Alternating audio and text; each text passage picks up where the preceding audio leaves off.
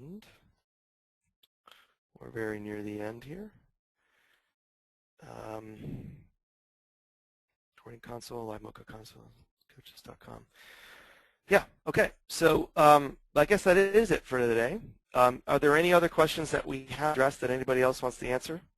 Otherwise, I think we're done.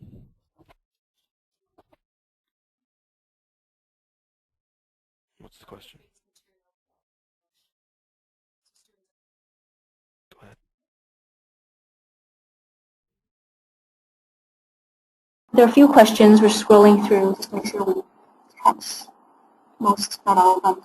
David had a question here about, he's gotten feedback from students who complain that they have to learn a language, and I assume this is for one of French, Italian, German, Spanish, but all the explanations are in English, and the question is if we're going to do something about it.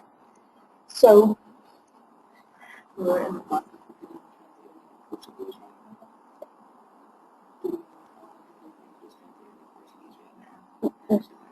okay, so I'm hearing from my colleague here that the update is this. So Spanish has already been translated into Portuguese, and we are working on getting all the other French, Italian, and German as well translated into Portuguese. And basically, this is just a start as we keep adding more languages. On the other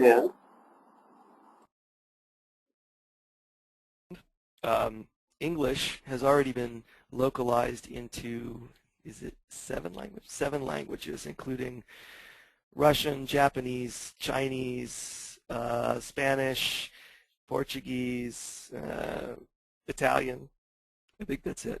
So we got, and so as we move forward, and there'll be opportunities in the future to increase our localization for the French, Italian, German, Spanish languages. We'll do that. I will, however, want to point this out to you, and I made this point last time. This idea that you guys are attached in some way to the active courses is an artificial construct that we've set up just to simplify things for now. You can use the basic coursework that we have, which has tons of exercises, that's already been localized into many, many, many other languages. And so as we go forward, you're welcome to use literally any other resources that we have. Bring other resources to bear. If there's things that you think that we should be adding to the website, certainly voice your opinion on that. And then, of course, you're welcome to have your particular students actively go use other materials that you can point them towards to help them with their studies. So you're not limited to just the active courses, but that is true for right now for the next couple of weeks as we clean up the details on this pilot project. Just let's keep this simple and stick to the active language courses for now. Any other questions?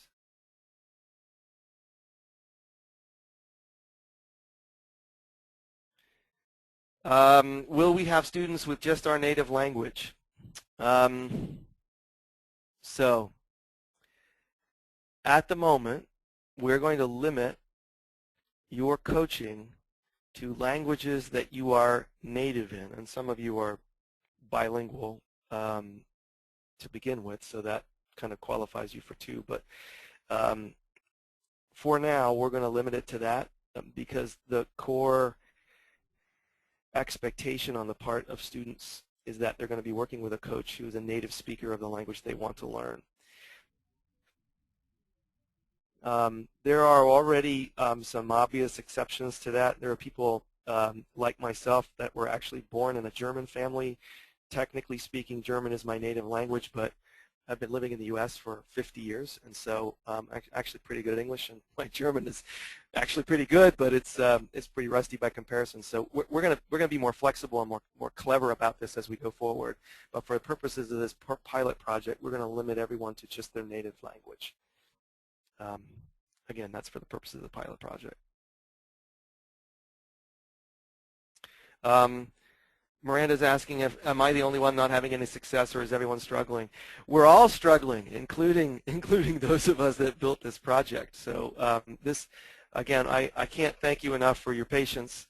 This is a pilot project, and these pilot projects are by definition lumpy and crazy and they have some weird stuff going on, and the whole point of this project is to make it right and make it work well, and it's going to take a couple of more weeks for us to fix all of the sort of weird stuff that's been going on over the last couple of weeks. And I thank you for your patience, and I appreciate your support, and we're going to continue to improve this so that a few weeks down the road we've got something that has a fully functioning set of processes tied to it. How many coaches are there again? Where are we now? 67? Yeah, we have 67 that are in the program so far, and we kind of locked down on that because we've got enough for right now what we're trying to manage. There are literally hundreds of other applicants that have been sending in their applications, so we're have no shortage of coaches, but right now, again, we want to get this thing right before we bring anybody else into this, and you're doing a fantastic job of helping us get this right. Any other questions? So David, there's one more question. Well, okay, so because David asked the question a few times already, the question was, how can I explain to students how to read feedback? And I guess, David, I'm not too sure what you mean by feedback. Is it feedback on the coaching program or feedback on the coaching program? Okay. So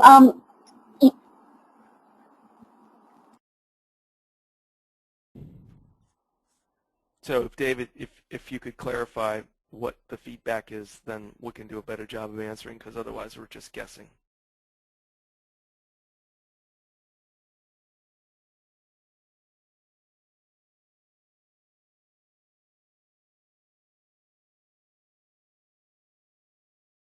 Yeah, so he says yes to all of the things that Christine just laid out. So let's take them one at a time.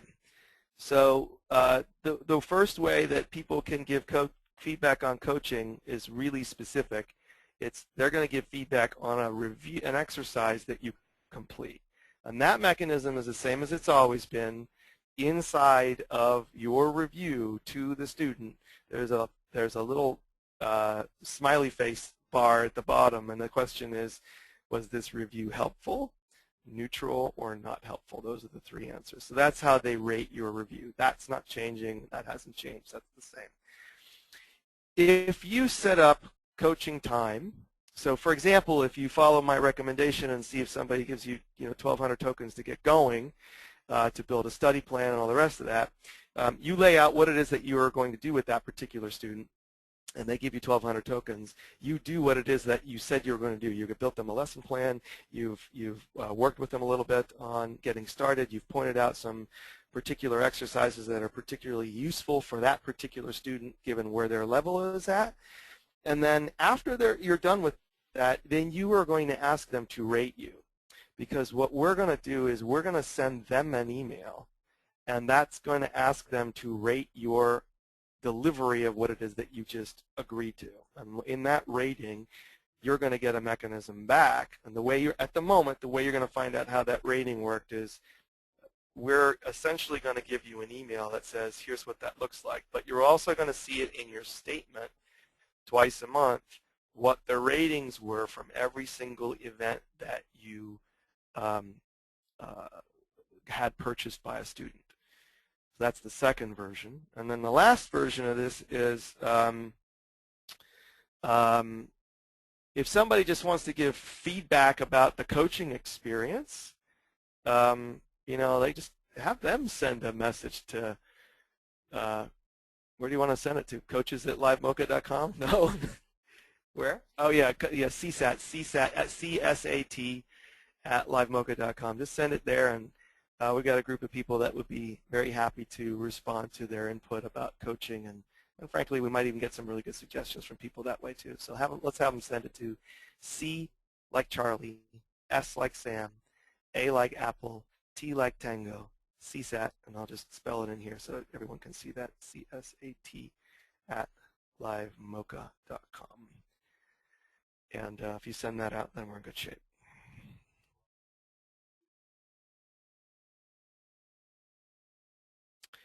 So Carlos got an email from somebody that said, "Dear teacher," I like that. "Dear teacher, are these English courses free or not?" So the answer is not. So there is plenty of fun, free things to do inside of Live Mocha, including practicing their English. If they want to go do that, they can do what they've always done at Live Mocha. They can do speaking and writing exercises to their heart's content, and they can go see if they can find native speakers. But if they are interested in having an English coaching program where they're going to make rapid progress towards their English goals, then of course that's not free. That's not free anywhere on the planet. Okay. That about wraps it for today. Wow, once again, we are 20 minutes over, but hopefully we got this whole thing recorded. This whole system was much better than last time. It didn't drop out. We could actually change screens. We thank you again for your patience and your support. We thank you for trying really hard to help make this thing work. And we look forward to getting more feedback from you through all of the different means that we've now given you. We've given you lots of ways to communicate, and we'll be actively participating in all of those. You will be getting an email from us today inviting you to activate your livemochacoaches.com email address, and I encourage you to do that no matter what you end up doing with that. I encourage you to do that and go play with that. And all of the stuff that we've built so far, these PowerPoint presentations and the FAQs and videos and all the rest of that stuff will all be available there as well. Look forward to talking to you again.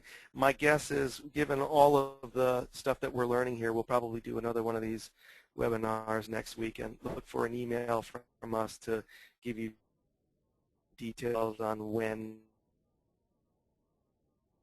we'll be doing that. We'll try a different time to accommodate other people. Well, great. Thanks for your time, and goodbye.